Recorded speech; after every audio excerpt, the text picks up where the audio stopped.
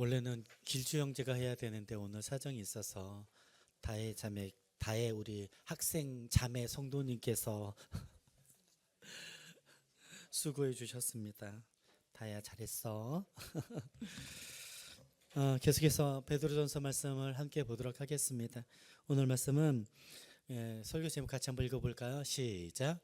베드로의 감격.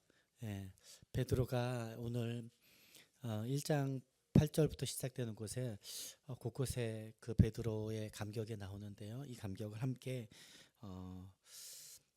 공유하고 이 그리스도인들의 감격에 대해서 함께 고민하는 시간이 될 수 있으면 좋겠습니다. 그 이번 주에 봤던 조그만 한 가지 영상이 있었는데 조금 너무 기특한 것 같아요. 요즘은 그 아이를 키우면서 집에 홈캠 같은 거 많이 달아놓잖아요. 육아하면서 그거를 많이 달아놓는 부모들이 많이 있나 봐요. 저는 전혀 그런 생각을 못했었는데 요즘은 그런 일들이 참 많은 것 같습니다. 아이들이 안전할 수 있도록 도와주는 거죠. 지켜주는 거죠. 근데 저녁 시간이 돼서 한 가정인데 젊은 부부고요. 출산한 지 얼마 안 된 것 같아요. 거실에서 아기가 요만한 아기를 엄마가 무릎 꿇고 이렇게 보고 있는데 아빠가 들어왔어요. 들어와서 인사를 하는데 아빠가 그 가족한테 가지 않고 이렇게 화장실인지 안방인지 쑥 들어가는 거야. 근데 아내가 하는 말이죠. 거기 들어가지 말고 와서 우리 애기 얼마나 예쁜데 와서 좀 봐봐. 얼마나 예쁜지 몰라. 그랬더니 가다가 들어와가지고 아기를 이렇게 무릎 꿇고 이렇게 돌보고 있는 그쪽에 가더니 이 남편이 했던 말이 너무 좀 감격스러운 말이었어요. 우리 아기 예쁘다 뭐 이런 말 보통 하지 않습니까? 근데 아기한테 하지 않고 이쁘네 우리 아내. 되게 별거 아니잖아요. 아내는 들어오자마자 하루 종일 아이 보느라고 정신이 없는데 얼마나 예쁜 아이겠어 라고 생각하며 남편에게 거기 가지 말고 와서 우리 애기 얼마나 예쁜지 봐줘 라고 하는데 남편이 와서 애기를 보면서 예쁘다고 할 줄 알았는데 아내를 보면서 예쁘다고 하는 그 한마디에 아내가 그냥 눈물이 터져가지고 울면서 너무 고맙다고 하는 영상을 제가 짧게 본 적이 있습니다. 이런 게 저는 삶의 감격스러운 장면이라고 생각합니다. 요즘 시대는 얼마 전에 그 뭐죠? 넷플릭스에 관한 소식이 전해졌는데 넷플릭스가 전 세계에 이렇게 런칭될 때 넷플릭스는 성공하지 못할 거다라는 이야기를 했습니다. 왜냐하면 누가 영화를 조그만 집에 있는 조그만한 텔레비전으로 보겠어. 근데 시간이 지나 보니까 텔레비전이 장난아니게 커지죠. 심지어 영화들이 극장에서 개봉하지 않고 넷플릭스에서 개봉되는 영화들이 굉장히 많이 생기고 특별히 코로나 시대에 완전 대박이 터졌죠. 이번 주에 뉴스가 하나 있었는데 절대로 영화 산업을 이길 수 없었다라고 호언장담했던 영화 산업 가운데 하나였던 워너브라더스를 넷플릭스가 합병했습니다. 사실은 저는 굉장히 그게 충격이었어요. 왜냐하면 워너브라더스는 우리 시대에 극장에 가면 나오는 굉장히 큰 메이저 영화사 아닙니까? 그런데 그걸 텔레비전에서 보고 있는 넷플릭스가 먹었다는 게 야, 좀 약간 개인적으로는 이렇게까지 된다고 라는 생각을 좀 하게 되는 시간이었던 것 같아요. 지난주에도 제가 설교하면서 요즘 사람들이 유튜브나 넷플릭스나 뭐 쇼츠나 뭐 어떤 여러 가지 플랫폼을 이용하면서 여러 가지 즐거움을 누리는 일들에 관해서 이야기를 했습니다. 저는 그런 즐거움은 반드시 필요하다고 생각합니다. 일상에 지쳐서 잠깐 휴식할 때 보면서 헛웃음 치기도 하고 또 기발하기도 하고 요즘 코미디들 너무 재밌지 않아요? 쇼츠 코미디들 너무 재밌죠? 한 30초 만에 1분 안에 웃음을 터뜨리게 하고 뭐 감동도 있고 여러 가지들이 있는 것 같아요. 그래서 기쁨이 있는 것, 재미난 것을 찾는 것은 현대인들에게 삶의 큰 활력소가 될 수 있다라는 생각을 합니다. 근데 제가 오늘 설교를 하면서 인생에 있어서 그런 즐거움과 기쁨, 재미난 요소들을 찾는 건 현대인들에게 큰 활력소가 되긴 하지만 이건 어떻습니까? 인생에 있어서 여러분 지난 일주일 동안에 즐거웠던 재미났던 것들을 얘기할 수 있을 것 같아요. 근데 이건 어떻습니까? 지난 일주일 동안 한 주 동안 내 삶 가운데 경험했던 누렸던 누군가를 감동하게 만들어 주거나 누군가로부터 감격했던 일이 있었습니까? 라고 물어본다면 그게 선뜻 떠오르나요? 재미도 필요하고 인생에 있어서 감동, 감격도 필요한 것 같은데 우리가 재미를 위해서는 어떻게 하냐면 넷플릭스도 구독하고 유튜브도 구독하고 또 유튜브 광고 보고 싶지 않아서 뭐 그런 프로그램들이 있죠. 그런 것도 설치하고 뭐 여러 가지가 있습니다. 거기에 뭘 써요? 돈을 써요. 넷플릭스 얼마인가요? 유튜브 프리미엄 얼마인가요? 짧은 즐거움이지만 그래 불편하게 보고 싶지 않아서 그 재미의 요소를 위해서 돈을 쓰는 것을 우리는 절대 이상하게 생각하지 않습니다. 예전에는 TV 수신료를 냈었잖아요. 오히려 요즘 사람들은 텔레비전을 안 보고 유튜브나 넷플릭스를 선택해서 구독하는. 또 저는 또 음악 좋아하니까 음악도 뭐 스포티파이 같은 거 구독해서 듣지 않습니까? 우리의 즐거움을 위해서는 우리의 유익을 위해서는 돈을 지불하는 것을 옛날에는 뭐 그렇게까지 해라고 했는데 이제는 그게 굉장히 당연한 시대가 된 것 같아요. 그런데 이 재미의 요소들은 특징이 있는데 이 굉장히 표층적이에요. 표면적이고 그리고 그 누리는 시간들이 굉장히 짧죠. 근데 감격은 어떻습니까? 인생의 감격. 제가 설교를 시작하면서 봤던 젊은 부부가 참 너무 기특하지 않습니까?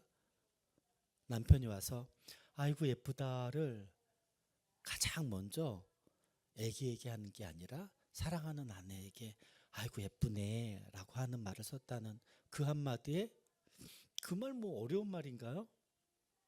근데 누구도 그렇게 하지 않고 그 한 말을 우선순위가 애기에 있는 게 아니라 우선순위가 네 남편에게 아내에게 있다라고 하는 생각에 왈칵 울음을 터뜨리며 감격하는 아내의 모습. 생각해 보십시오. 지난 한 주 동안 감격했던 것들이 어떤 것들이 있을까요? 즐거움의 요소는 이것저것 재미난 게 있었지. 그래. 근데 감격에 관해서는 그래 감격은 잘 모르겠는데 감격? 누구를 혹시 이런 질문 어떻습니까? 누구를 혹시 나로 인해서 누가 감동했어. 당신 때문에 감동받았잖아. 이런 말을 혹시 들어본 적이 있으세요? 오늘 제가 이 말씀을 드리는 것은 여러 가지 재미난 요소들 또 즐거움의 시간들이 필요하고 있을 수 있죠. 그런데 우리의 삶 가운데 감동이라고 하는 말이 현대인들에게도 그렇고 특별히 그리스도인들은 이 감동이라는 말 굉장히 중요한 말이거든요. 일반 사람들은 쓰지 않는 은혜 받았다라고 하는 말을 쓰지 않습니까? 그래서 일반 사회에서는 그걸 이해하지 못하는 건데 우리가 은혜 받았다라고 하는 것은 하나님의 말씀, 하나님의 임재, 성령님께서 우리를 깨닫게 하시는 그 일들로 말미암아 하나님 앞에서 자기가 누리게 되는 새로운 자각, 깨달음, 도전들 그런 것들을 인해서 우리가 은혜 받았다라고 하는데 그런 것들을 우리가 쓰는 말로 이야기한다면 감격했어, 감동받았어 라고 할 수 있을 것 같아요. 여러분 우리가 오늘 드렸던 찬양 있죠? 찬양은 하나님을 최고로 높이는 시간입니다. 노래를 하는 시간이 아니라 하나님이 나의 주인이십니다. 나의 구원자이시고 그 하나님을 나와 함께 하시는 하나님을 내가 환영하고 받아들입니다 라고 하는 게 찬양의 목적입니다. 우리는 지금 예배를 하고 있죠. 예배의 목적도 그렇습니다. 우리를 구원하신 하나님 앞에 나아가서 하나님과 우리가 대면하는 시간이에요. 이게 예배의 목적입니다. 하나님이 우리를 만나시고 싶어하는 열정과 우리가 하나님을 만나고 싶은 열정이 충돌하는 시간이 바로 예배의 시간이라고 이야기하는데, 지금 여러분 하나님을 간절히 소망하고 계십니까? 하나님은 분명히 우리를 소망하고 우리를 찾아오시고 계시다고 하는데, 우리는 그 하나님을 소망하고 있는지. 오늘 베드로전서 1장 8절에는 여러 가지 감격들이 나옵니다. 8절을 먼저 읽어보면 그렇습니다. 같이 한번 8절 시작. 예수를 너희가 보지 못하였으나 사랑하는도다. 이제도 보지 못하나 믿고 말할 수 없는 영광스러운 즐거움으로 기뻐하니. 여기에는 먼저 뭐가 나오냐면 소아시아 지역, 베드로는 예루살렘에 살고 있는데 예루살렘에서 너무나 멀리 떨어져 있는 소아시아 지역, 요즘 말로 하면 터키, 투르키예라고 하죠. 그 정도까지 떨어진 곳에 디아스포라가 된 거예요. 흩어진 공동체. 베드로전서에 나오는 말로는 나그네, 그걸 조금 요즘 말로 표현하면 임시치료자들이라고 지칭하는 사람들이 예루살렘에서 박해를 통해서 흩어지게 돼서 뿔뿔이 박해 때문에 예수님을 주인 삼는다고 하는 그 믿음으로 인해서 박해받는 것을 인해서 흩어진 사람들입니다. 흩어진 사람들뿐만 아니라 박해를 피해서 그곳에 사는데, 그곳에 그냥 있는 것이 아니라 그곳에서 복음을 전하는 사람들이 되었고, 그곳에서 다음 세대들과 함께 예배 공동체가 생겨서 그 1장 1절에 보면 예수 그리스도의 사도 베드로는 본도, 갈라디아, 갑바도기아, 아시아, 비두니아에 흩어진 나그네라고 하는 5도시에 흩어져 있지만 그들이 교회 공동체를 이뤄서 하나님을 예배한다는 소식을 듣고 사도 베드로가 편지를 쓴 것 아닙니까? 근데 그들에 대한 이야기가 나오는데, 예수를 너희가 보지 못하였으나 라고 표현하는 장면이 나오죠. 그런데 예수님을 보지도 못하고 보지도 못하고 만지지도 못한 그들이 예수님을 인해서 굉장히 감격스러워하고 있는 장면이 나오는 겁니다. 이제는 보지 못하나 믿고 말할 수 없는 영광스러운 즐거움으로 너희가 기뻐하는데 어떻게 그럴 수 있니? 라고 이야기하는 겁니다. 사실 베드로의 입장에서는 이 사람들이 신기한 사람들이에요. 왜냐하면 베드로는 12명의 제자들 가운데 부름을 받은 사람 아닙니까? 어부였던 사람 베드로였는데, 야, 나와 함께 이제 고기를 낚는 어부가 아니라 사람을 낚는 어부가 되는 게 어떻겠어? 라고 하는 예수님의 초청에 흔쾌히 그의 인생을, 그의 사업을, 그의 가정을 뒤로하고 예수님을 전적으로 따르는 사람이 되었습니다. 그래서 베드로는 예수님과 3년 동안 굉장히 많은 것들을 경험합니다. 예수님의 신비한 놀라운, 그냥 랍비들처럼 가르치는 것이 아니라 이전에 들어보지 못했던 똑같은 성경이지만 그 성경을 하나님 나라의 복음으로 해석해서 가르쳐 주시는 예수님의 말씀, 그의 설교를 듣고 그가 예수님을 믿는 그리스도인이 되죠.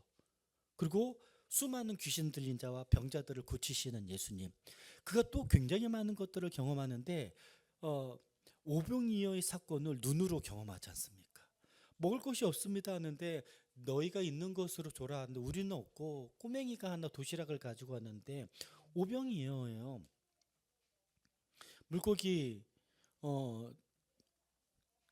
오병이어, 물고기 2마리와 떡 5개밖에 없는데 이걸로 뭘 할 수 있습니까? 라고 할 때에 예수님께서 축사하시고 나눠줬을 때 남자들만 5,000명이 먹고 남았다고, 12광주리가 남았다고 이야기하지 않습니까? 적어도 2, 3만 명이 그 도시락 하나로 먹었다는 이야기입니다. 이런 것들을 보면서 사람들이 뭐예요? 저 사람 설교를 잘하는 사람인 줄 알았는데, 사람들을 고치는 놀라운 하나님의 사람인 줄 알았는데 우리의 먹을 것을 해결해 준다고? 저 사람을 임금 삼자라고 하는 일들까지 목격했던 사람들이고, 예수님은 이스라엘의 임금이 되시러 오신 것이 아니라 하나님의 메시아로 오신 것이기 때문에 그 자를 피하는 장면을 보고, 그리고 심지어 굉장히 많은 베드로의 장모님도 고치게 하고 세상 사람들이 나를 뭐라고 하느냐 물을 때 선지자 중에 하나, 엘리야 중에 하나라고 사람들이 이야기합니다라고 하는 이야기를 들을 때 예수님께서 너희는 나를 누구라 하느냐라고 할 때 베드로가 이렇게 고백하죠. 같이 고백하십시다. 주는 시작. 주는 그리스도시요 살아계신 하나님의 아들이시니이다. 너무나 유명한 베드로의 고백 아닙니까? 예수님을 주라 고백하고 그리스도, 이 그리스도라는 말은 헬라어인데 히브리어로 이야기하면 메시아지 않습니까? 주는 메시아이시고 하나님의 살아계신 아들이십니다. 바요나 시몬아, 네가 고백하는 그 고백이 얼마나 귀한지를 아느냐? 내가 이 믿음의 반석 위에 내가 내 교회를 세우겠다라고 이야기하시기까지 한 베드로의 고백들, 시간이 지나 예수님께서 십자가에 달리시겠다고 하는데 베드로가 얘기하잖아요. 예수님께서 십자가에 달리시면 이 무브먼트는 끝나는 건데 그런 말 하지 마십시오 하고 예수님을 책망합니다. 호통치듯이. 예수님이 나이가 어리니까. 그러시면서 나는 예수님이 그렇게 죽음의 자리에 이르지 않도록 내가 보호하겠다고, 그런 일들이 생기지 않겠다고 할 때 예수님 베드로는 어떻게 얘기해요? 너는 나를 넘어지게 하는 자로구나. 사단아, 내 뒤로 떠나갈지어다 라는 이야기를 듣기까지 합니다. 분명히 예수님을 사랑했던 베드로, 사랑하는 마음으로 보호하겠다고 하는데 예수님께서 죽지 않게 보호하겠다고 하는 베드로의 충심은 충분히 이해하지만 그 일이 뭘 방해하는 거예요? 하나님의 나라의 일을, 그의 열심이, 그의 충성스러움이 방해할 때 예수님은 베드로를 사단이라고까지 이야기했던, 베드로는 그게 도무지 무슨 뜻이었는지 혼란스럽고 몰랐을 것입니다. 겟세마네 동산에서 어떤 일이 있었어요? 죽을 것 같아서 제자 3명을 데리고 가서 어떻게 해요? 내가 저기서 기도할 테니 너희도 나를 위해서 깨어 기도하라 라고 할 때 정말 땀방울이 핏방울이 되시는 예수님이 있었지만 제자들은 피곤해서 꾸벅꾸벅 졸죠. 지난주에 했던 말씀, 너희가 나를 위해서 잠시 더 깨어 기도할 수 없느냐? 시험에 들지 않도록 깨어 기도하라. 그러나 마음은 원이지만 육신이 약하구나. 그렇게 겟세마네 동산에서 있었던 현장 가운데 있었던 베드로. 예수님이 묻죠. 마지막 성찬. 베드로가 이야기하죠. 나는 예수님이 죽는 자리까지 함께 하겠다고. 예수님 분명히 말씀하시죠. 네가 닭이 3번 울기 전에 나를 3번 부인하리라. 제사장의 뜰에 잡혀갔던 예수님 앞에 사람들이 모여있는 곳에 베드로도 은밀히 찾아가서 그 모닥불 앞에 있을 때에 제사장의 조그만 계집 여종이 이야기하죠. 내가 당신 봤는데 예수님하고 함께 하지 않았어? 당신도 그들 무리 가운데 있지 않았어? 라고 할 때 3번이나 부인하고 한 번은 예수님을 저주하기까지 욕하면서 부인했던 베드로. 그러자마자 닭이 울었을 때 어떻게 해요?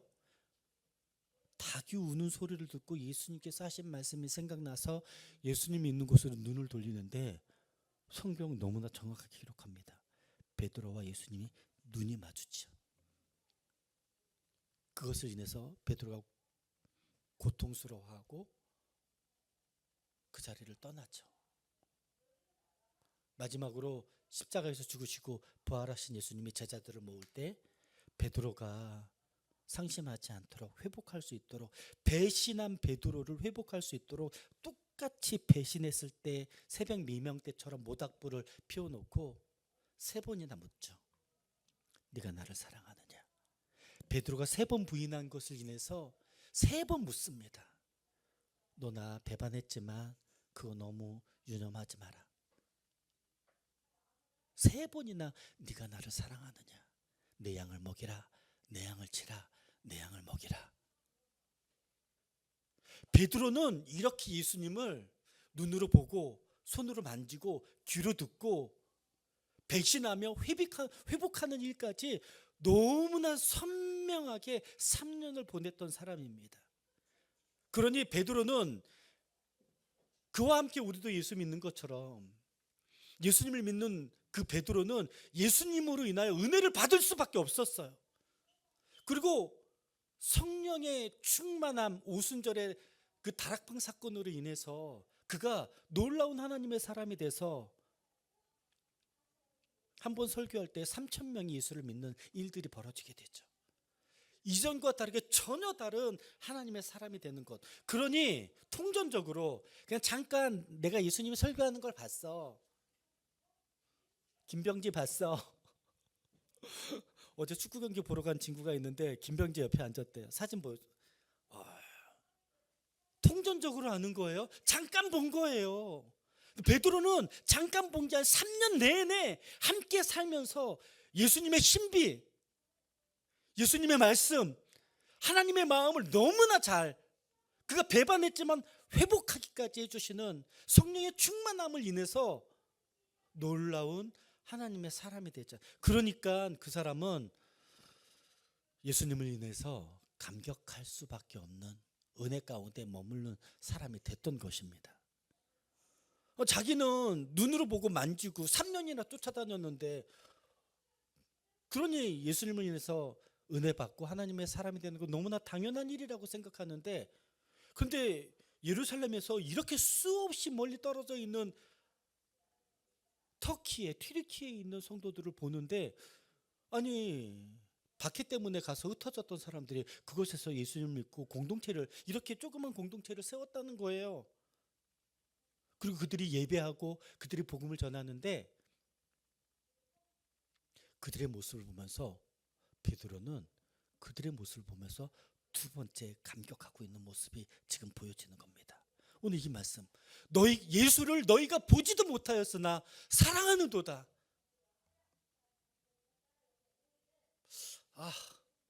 이 말이 너무 좀 마음에 콕 박히는 것 중에 하나는, 예수님이 분명히 말씀하실 때 너희가 하나님을 믿느냐, 너희가 하나님을 사랑하느냐, 이 말씀하실 때 하나님을 믿는 것과 하나님을 순종하는 것을 교차해서 쓰십니다.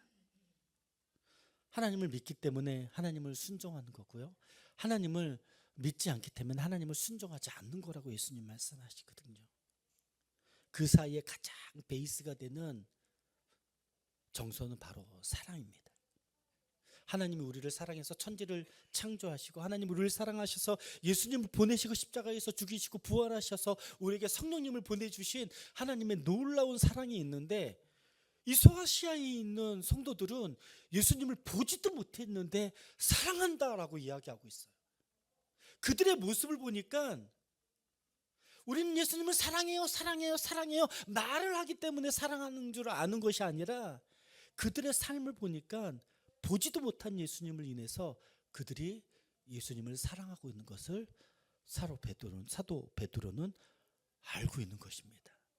이제도 보지 못하나 믿고 말할 수 없는 영광스러운 즐거움으로 인해서 기뻐하는 그들의 모습을 보고, 베드로는 그들의 사랑, 그들의 즐거움, 그들의 기쁨, 그들의 영광스러움, 감격하는 것을 보고 베드로는 그들의 모습을 보고 감격하고 있는 모습을, 지금 이 행간에는 베드로의 감격이 계속해서 흐르고 있는 것을 보게 된다는 것이죠. 우리 자녀들이 클 때, 어릴 때는 잘 몰랐는데 크고 나서 어느덧 우리도 모르게 이만큼 커서 엄마 아빠를 사랑하고 좀 츤데레처럼 사랑하는 모습을 볼 때, 가끔은 자식들 앞에서 눈물을 흘리지 않지만 뒤에 가서 아내랑 얘기하면서 눈물을 훔칠 때가 있지 않습니까? 자녀들이 어릴 때는 그냥 존재만으로도 감격스러웠는데, 아이들이 클 때 보면 그들이 하는 말, 그들이 하는 행동, 그들의 마음 씀씀으로 인해서 부모들이 누리는 감격이 있습니다. 베드로는 지금 그와 같은 하나님, 예수님께서 감격하셨을 법한 감격을 소아시아에 있는 성도들을 인해서 베드로도 지금 함께 감격하고 있는 것들을 지금 베드로는 이 1장 8절 말씀을 통해서 그의 감격을 표시하고 있습니다. 베드로는 그런 두 가지 감격을 느끼고 있고, 소아시아 성도들은 또 감격을 느끼고 있는데, 요즘 제가 질문 한 가지 하십시다. 여러분, 지난 한 주 동안 하나님으로 말미암아, 하나님을 사랑하는 것으로 말미암아,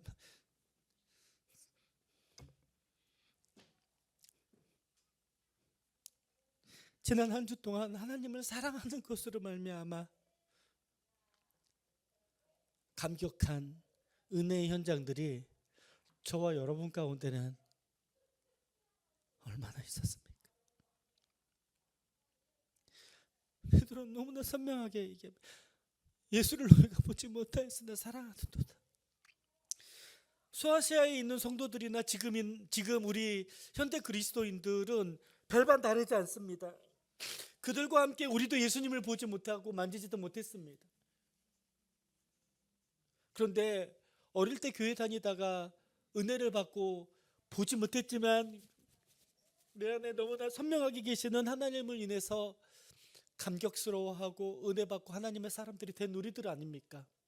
그래서 이 팍팍하고 전쟁 같은 세상 가운데 살아갈 때 세상 사람들하고 다르게 사는 게 얼마나 스트레스 받고 힘들고 본성을 거스르는 일인 줄 알면서도 불구하고 나만 아니라 우리 자녀들도 하나님을 사랑할 수 있으면 좋겠고, 이런 불편하고 속상한 일들이 생기지만 하나님을 사랑하기 때문에 그런 삶을 살자라고 우리 자녀들에게 예수 잘 믿어라, 예수 잘 믿어라, 예수 잘 믿어라.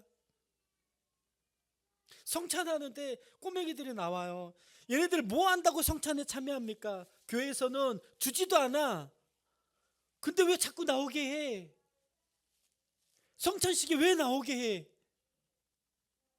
성찬식을 나오게 하는 이유는 딱 한 가지. 하나님 우리에게 찾아오신 것처럼 우리도 예수님에게 찾아가고 예수님을 사랑으로 믿음으로 고백하는 현장에 우리들의 모습을 보고 우리 자녀들이 우리처럼 살아갈 수 있었으면, 우리처럼 예수님을 사랑할 수 있었으면, 우리처럼 예수님 안에서 회복되고 회개하고 돌이키고 성숙해가는 것을 보여주려고 그렇게 애쓰는 것 아닙니까? 그런 삶을 여러분들 무던히 살고 있지 않습니까? 그런데 이 본질적인 질문, 지난 한 주 동안 예수님으로 말미암아 누리는 감격, 그 임재, 그 말씀의 다스림을 받는 것으로 인해서 내가 예수님을 보지 못했으나 하나님의 자녀인 것, 그리스도인 것을 하나님 이렇게 살 수 있어서 감사합니다라고 하나님 앞에 나아갔던 일들은 얼마나 있었느냐라고 하는 그 질문. 우리는 가정교회 예배 때 그런 얘기 하잖아요. 요즘 어떻게 지내요? 라고 할 때 요즘 팍팍합니다. 그렇지만 요즘 이런 즐거움이 있어요. 여러 가지 즐거움을 얘기할 수 있어요. 월급이 올라와서 승진했어요. 여러 가지 슬픔이 있어요. 뭐 회사가 좀 어려워요. 자녀들의 아프고 여러 가지 있을 수 있겠습니다. 이번 주에 가서는 이렇게 한번 질문을 보시는 것 어떻습니까? 이 말씀을 듣고 나선 예수님으로 말미암아 받은 은혜는 어떤 것이었습니까? 우리의 형편을 나누는 건 너무나 쉽게 나누는데 우리의 마음을, 우리의 은혜 받음을, 하나님과 동행하는 삶의 현장들을 나누는 일들은 우리 가운데 너무 가볍게 넘어가는 일들은 아니었는지. 제가 유튜브나 넷플릭스를 요즘 뭐 타이달이나 스포티파이 이런 것들을 구독 서비스를 이용한다고 하지 않습니까? 즐거움을 위해서도 대가 지불해요. 10,000원, 15,000원, 뭐 4,000원 각각 TV 수신료, KT, SK 뭐 이런 거 하면 한 달에 텔레비전 보고 영상 보는 데만 해도 몇만 원. 여러분 핸드폰 한 1, 20만 원, 2, 30만 원 낼걸요? 구독 서비스에? 이거 크다고 생각해 본 적 없으시죠? 필요하니까.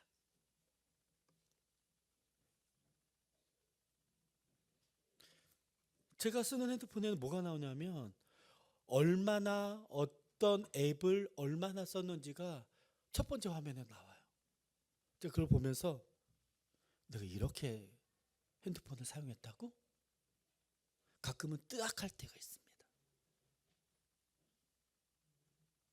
여러분, 우리의 즐거움을 위해서도 돈을 쓰고 시간을 이렇게 하는데, 잠깐의 즐거움을 위해서도 이러는데 영원한 근본적인 감격, 은혜 받는 것에서는 우리는 어떤 대가 지불, 얼마나 돈을 쓰고 얼마나 시간을 들이고 얼마나 하나님 앞에 나아가는 일들을 합니까? 예전에는 영화 보는 게 낙이었잖아요. 요즘은 극장을 안 가요. 그렇지 않아요? 극장 언제 가봤어요? 가본 적이 없어. 아내가 다음 주에 극장 가자고 하는데 뭘 보고 싶다고 하는데 뭔지 모르겠어요. 옛날 같으면 너무 빠삭해.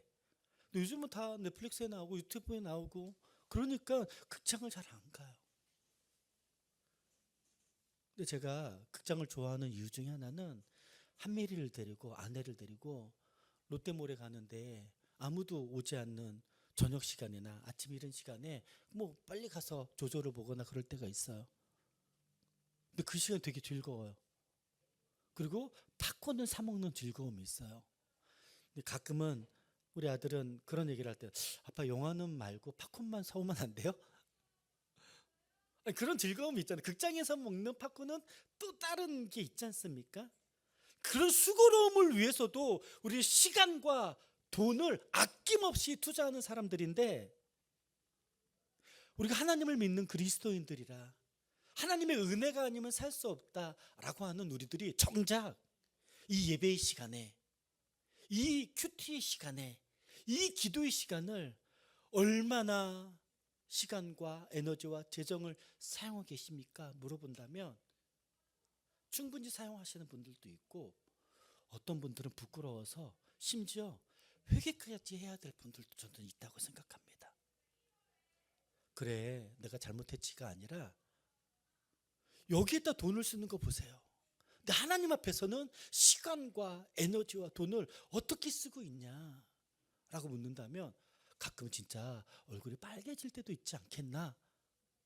그 일들에 대해서 우리의 삶이, 우리 웨슬리 목사님이 그 이야기했던 것처럼 회심하는 사람이 진짜 회심은 지갑에서부터 있어야 된다라고 하는 말, 단순히 돈에 관한 이야기가 아니라 그게 가치에 관한 이야기인 것을 우리가 알고 있지 않습니까? 이거 하는 데는 아깝지 않아. 근데 이거 하는 데에는, 제가 우리 학생부 수련회 하나가 괜찮은 게 있어서 보내려고 그랬어요. 근데 제가 포기했습니다. 너무 비싸서. 2박 3일 가는데 1인당 25만 원이에요. 우리 수련회 보내는데 돈 보통 얼마 드는지 아세요? 6, 7만 원. 요즘 좀 비싸서 9만 원 보내요. 근데 그것도 빠듯하게 보냅니다. 그런데 상반기에 한 번, 하반기에 한 번 가는데 좋은 수련회가 있는데 보내고 싶은데 너무 비싼 거야. 1인당 25만 원이야. 그리고 제가 이건 어렵겠다라고 포기했거든요. 그리고 나서 든 생각이 뭐였냐면, 우리 자녀들 학원비 하나에 한 개 보냈는데 얼마인가요? 드는 생각 가운데 하나는, 우리 학생들이 공부를 시키는데 이렇게 투자를 하는데 교회가 25만 원이 아까워서 애들에게 이걸 투자를 못하고 있단 말이야? 라는 좀 자괴감이 좀 들더라고요. 엄마 아빠들이 대가를 이렇게 지불하고 있는데 교회는 이거 대가를 지불하는 거를 이거 아까워한단 말이야? 재정이 넉넉하면 갔다 와라고 하는데 넉넉하지 않을 때는 조금 좀 부담스럽다 할 때가 있잖아요. 여러 가지 생각이 들었습니다. 여러분, 하나님 앞에 은혜 받는 일들에 관해서 시간을 쓰는 것과 재정을 쓰는 것과 우리 에너지를 쓰는 것에 대가를 지불하는 저와 여러분들이 되길 주의 이름으로 축복합니다. 목사가 회개했겠다라는 생각이 참 많이 들어요. 요거 준비하면서 얼굴이 살짝 빨개졌던 게, 어떻게 해서라도 하던가 꼭 보내야 될 거면, 저녁 9시에 줌으로 기도해야 하는데 어떤 자매는 그렇게 얘기합니다. 목사님, 제가 요즘 너무 지쳐서 힘들어요. 그래서 기도에 못 나오지. 못 나와요. 근데 이 자매가 하는 말 가운데 하나가 뭐냐면, 얼굴을 비춰주지 않잖아요. 다들 뭐 그렇게 처리를 하니까. 좀 그럴 수 있다고 봅니다. 특별히 자매님들은 그 저녁 9시 시간에 화장 다 지우고 저 그럴 수 있다고 봅니다. 근데 가끔 이 친구가 어떻게 행동하냐면 줌을 틀어놔요. 그리고 의자에 앉아 있는 게 아니라 침대에 누워 있는데요. 왜 그렇게? 목사님, 제가 의자에 앉아 있을 수 있는 힘이 없어서 침대에 누워서 이렇게 눈 감고 목사님 말씀 듣고 함께 기도하다가 잘 때가 참 많이 있습니다. 각자마다 스케줄이 있죠. 상황들이 있죠. 근데 어떤 사람들은 그 에너지를, 그 스케줄을 조정해서 합니다. 왜요? 그게 중요하다고 생각하니까. 휴가 갈 때 스케줄, 극장 갈 때 스케줄, 식사 약속할 때 스케줄 를 조정하는 것처럼 하나님 앞에 나아가는 이 은혜의 시간 앞에 우리의 스케줄을 조정하는 일들 너무 아무렇지도 않게, 이건 바꿀 수 없어, 이건 내 패턴이 아니야. 우리가 언제부터 하나님 앞에서 함께 예배하고 함께 기도하고 한 마음으로 주님 앞에 나아가는 시간들을 이건 내 취향이 아니야, 이건 내 스케줄이 아니야, 내 방식이 아니야. 우리는 충분히 그렇게 얘기할 수 있지만 충분히 그것을 감내할 수도 있는 사람들이 하나님의 사람들 아니겠습니까? 이 일들을 내쓰는 우리 조이풀 공동체가 되길 주의 이름으로 축복합니다. 두 번째, 이 초대교회 성도들이 이렇게 하나님 앞에서 은혜 가운데에 감격스러워하고 보지도 못했는데 즐거워하고 기뻐하는 이유, 그 근본이 어디에서 났을까라고 할 때 사도 베드로는 9절에서 그 동기를 찾게 됩니다. 9절 한번 보여주시겠어요? 같이 한번 읽어보도록 하겠습니다. 같이 한번 읽어보도록 하겠습니다. 시작. 믿음의 결국 곧 영혼의 구원을 받음이라. 이렇게 예수님을 직접 보지도 못했는데 이렇게 영광스럽게 은혜 가운데 기뻐하고 즐거워할 수 있는 이유는 우리가 영혼의 구원을 받았기 때문입니다 라고 개역 개정판에서 이렇게 이야기합니다. 근데 베드로는 제가 베드로에 관해서 구원의 삼중 시대에 대해서 말씀드린 적이 있습니다. 다른 사람들은 그런 표현들을 잘 안 쓰는데 베드로는 구원을 세 가지 시제로, 우리는 구원을 받았습니다. 과거형으로. 그리고 우리는 구원을 지금 현재 받고 있습니다. 지금 구원을 받고 있대요. 그리고 세 번째는 구원의 미래성인데요. 우리는 언젠간 구원을 완전히 받게 될 것입니다. 그 구원을 소망하십시다. 구원의 미래성에서 얘기하는데요. 베드로가 지금 이렇게 쓴 시제는 구원의 현재성에서 세 번역판을 보면 우리는 영혼의 구원을 받고 있는 중입니다 라고 쓰고 있습니다. 이런 시제에 관해서 조금 어려워하는 분들이 있더라고요. 구원 받은 거 아니었어요? 그럼 우린 옛날에 받았는데 지금 구원을 또 받고 있는다는 건 뭐예요?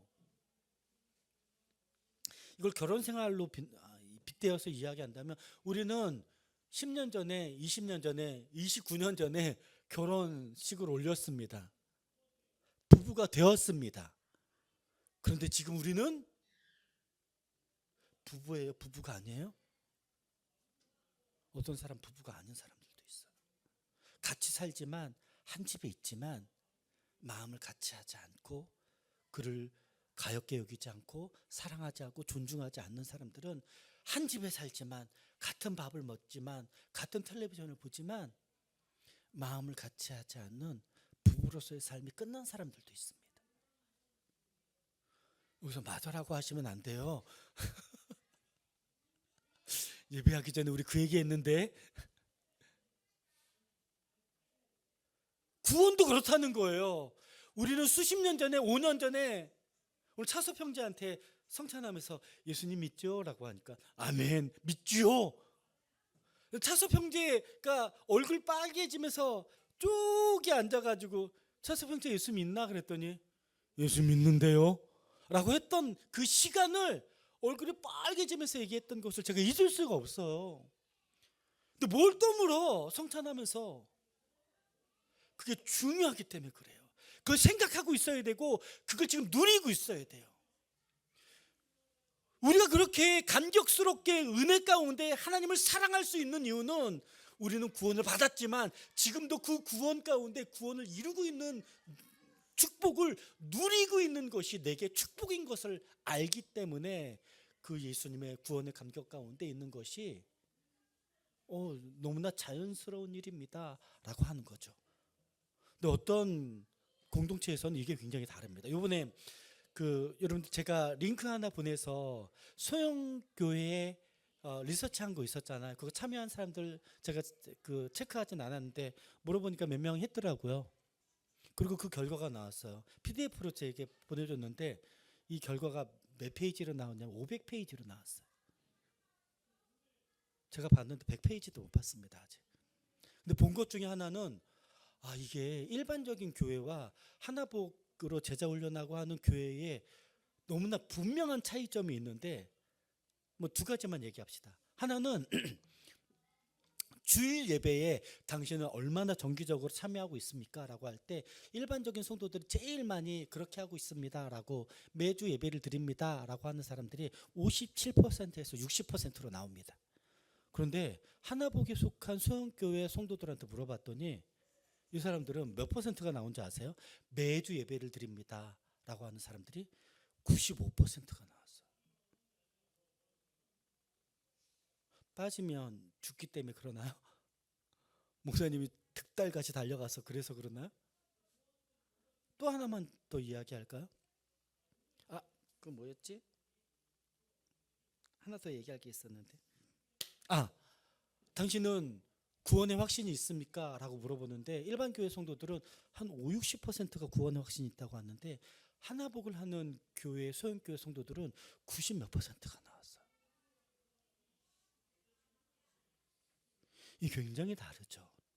겉에서 보면 건물이 똑같아 보이고 사람 모이는 숫자도 비슷해 보이고 목사도 다 건강해 보이고 성도들도 다 건강해 보이는 것처럼 보이지만 속사를 이렇게 삐집고 들어가 보면 교회는 다니지만 구원은 받았다고 하지만 그 감격도 그 은혜도 화석화된 과거의 추억으로 머물러 있는 사람들이 굉장히 많이 있습니다.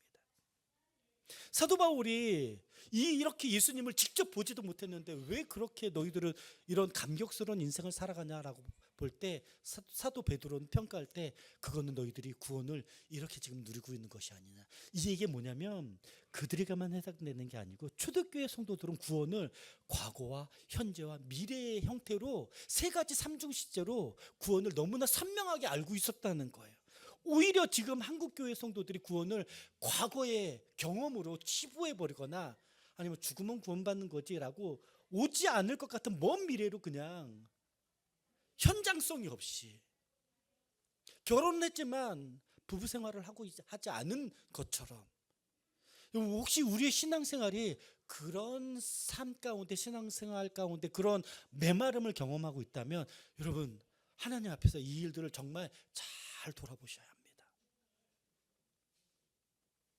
제가 설교 시작하면서 애기 좀 보고 가지 왜 그냥 가라고 하는 젊은 부부의 아내의 이야기를 할 때에 그 형제가 했던 행동이 그렇게 저에게 감동이 됐던 건 우선순위가 이 부부의 우선순위가 우리는 부모의 우선순위가 자녀라고 생각하는데 아니에요. 부부의 우선순위는 중요하죠. 자녀가 아내와 남편이 가장 먼저입니다. 그 한마디에 그 젊은 아내는 눈물 펑펑 흘리면서 서로께 부둥켜 안고 있었던 장면이 그렇게 감격스러운 건 그게 근본적인 것이고 그게 본질적인 것이기 때문에 제가 말씀을 드린 것이고 그들은 그런 정서를 공유하는 부부 그 공유가 화석화된 것이 아니라 지금 살아있는 감격이기 때문에 제가 말씀을 드린 겁니다. 제가 지난 월화수 동안 키맨수양회 하나복 키맨수양회 다녀왔어요. 그런데 그 키맨수양에 제가 키맨으로서 역할을 하는데 제가 요즘 근래 조금 불편한 일이 있었습니다. 그래서 하나님 제가 좀 속상합니다. 그런 마음이 있었는데 하지만 그거 제가 욕심 부리지 않겠습니다. 내 거 아니죠 하고 있었어요. 그냥 저만 마음을 다스리면 될 거로 생각하고 있었습니다. 근데 어떤 목사님하고 이야기하는데 그분하고 이야기하는데 그분이 너무 좀 건강하지 않게 반응하는 것처럼 느껴졌어요. 그래서 너무 슬펐어요. 속상한 이유가 그 영역 때문이었거든요. 근데 그분하고 같이 인천에 올라오는 길에 같은 차를 타고 왔는데 이분이 올라오면서 저에게 뭐라고 했냐면, 마지막으로 기도하는 시간이 있었는데 김영국 목사님이 지역 대표들을 위해서 함께 기도해 주십시오라고 할 때에 그 목사님 그렇게 그런 마음이 들었대요. 자기가 했던 말은 너무나 정상적이고 건강한 표현이었는데 라는 생각을 했었는데, 제가 이제 인천 지역의 지역 대표지 않습니까? 지역 대표로 이렇게 했는데 저를 위해서 기도하자라고 할 때에 하나님께서 그 목사님께 어떤 마음을 주셨나 봐요. 그래서 올라오면서 그 목사님이 저한테 갑자기 목사님 미안해요 그러더라고요. 왜 미안해요 했더니 자기가 이런 말을 했었는데 그거는 자기한테는 하나도 이상한 말이 아니었다고. 그런데 목사님을 위해서 기도하려고 하는데 하나님께서 자기한테 깨닫게 하는 마음이 있었는데, 이렇게 얘기한 게 제가 속상할 만한 말이었다는 것을 알게 됐다고 하시더라고요. 그리고 50대 목사 둘이서 운전하면서 서로 이렇게 그윽하게 쳐다보면서 사실은 저도 그런 마음이 있었습니다 라고 하고, 제가 그 목사님한테 뭐라고 말씀드렸냐면, 목사님 같이 한번 따라합시다. 우리가 진짜 예수 믿는 사람들인가 봅니다.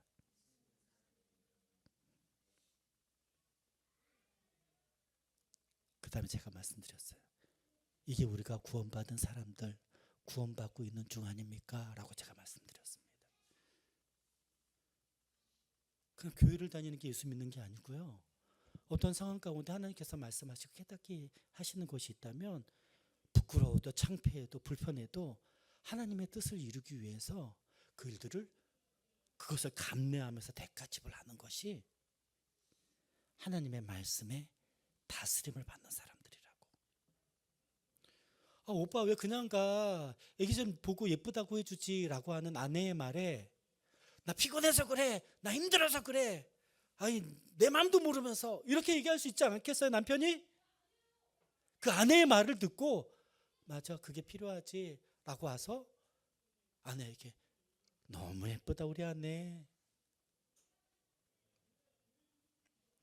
내 마음을 고집을 피우는 게 아니라 하나님께서 그거 아니야 라고 하는 마음을 허락하신다면, 저는 제 본성에 제 천성에 내가 자라올 때 저는 이렇게 말하고 행동해 왔지만 하나님께서 말씀하시니 본성을 거스르며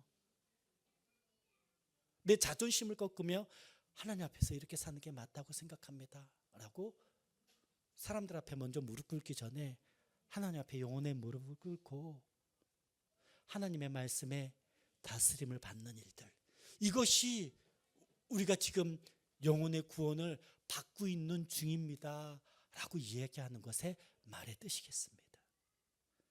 소아시아 지역에 있는 이렇게 멀리 떨어져 있는 그들이, 예수님을 보지도 못한 그들이 거기에 있는지도 몰랐는데 공동체가 생겼다는 이야기를 듣고 그들의 삶의 모습을 보니까 너희들이 그렇게 기뻐하는 이유는 예수님을 보지도 못했지만 사랑하는 게 분명하구나.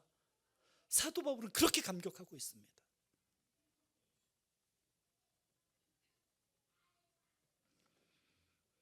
하나님 앞에서 그렇게 구원받는 중, 그렇게 사랑하고 있는 중, 그렇게 하나님을 닮아가고 있는 중, 그렇게 하나님의 말씀에 다스림을 받고 있는 중, 그것이 우리가 구원의 현실성을 누리는, 구원의 감격을 누리는 삶이 아니겠나라는 생각이 듭니다. 여러분, 저는 구원은 별거 아니라고 봅니다.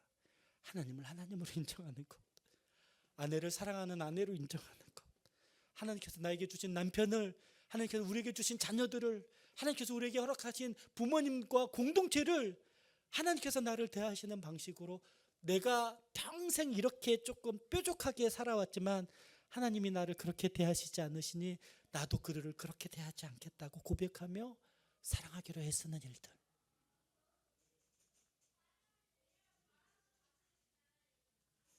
가정교회 하면서 우리가 그런 이야기 많이 하지 않습니까? 너를 보니 하나님이 살아계신 것을 안다. 너를 보니 하나님이 네 안에 역사하시는 것을 우리가 알고 있지 않느냐. 이런 거 고백하는 사람들 참 많이 있지 않습니까?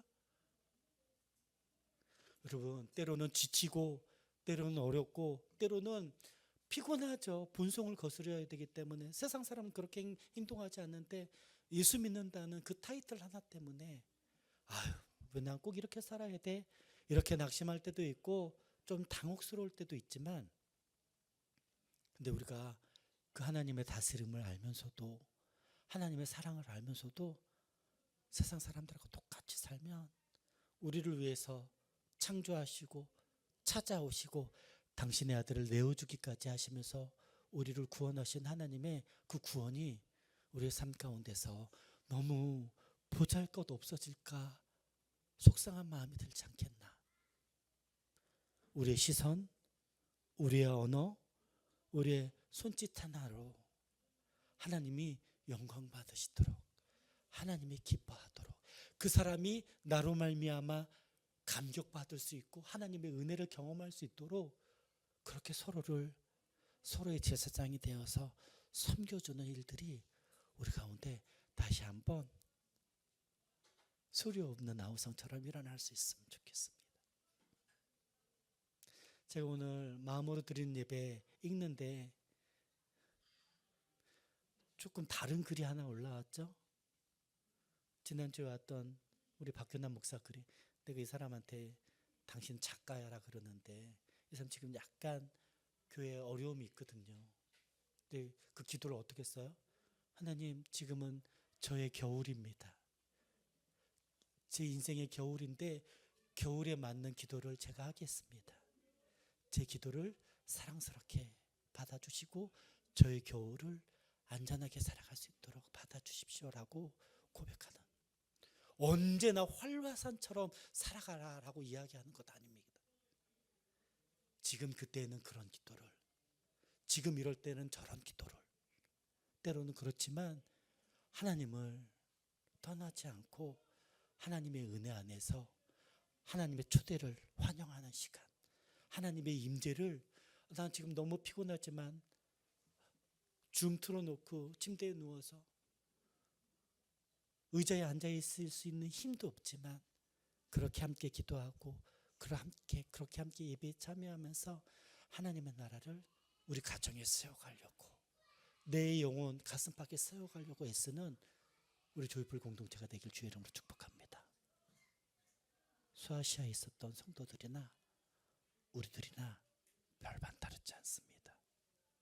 우리의 모습을 보시고 감격스러워 하실 우리 아버지, 우리 성령님, 우리에게 생명의 대가로 찾아오신 예수님이 우리 때문에 감격스러워 할 수 있으면 좋겠습니다. 우리 옆에 있는 분들에게 손을 잡고 한번 그렇게 축복하십시다. 서로에게 감격이 되십시다. 한 번 더 이야기합시다. 당신은 하나님의 감격입니다.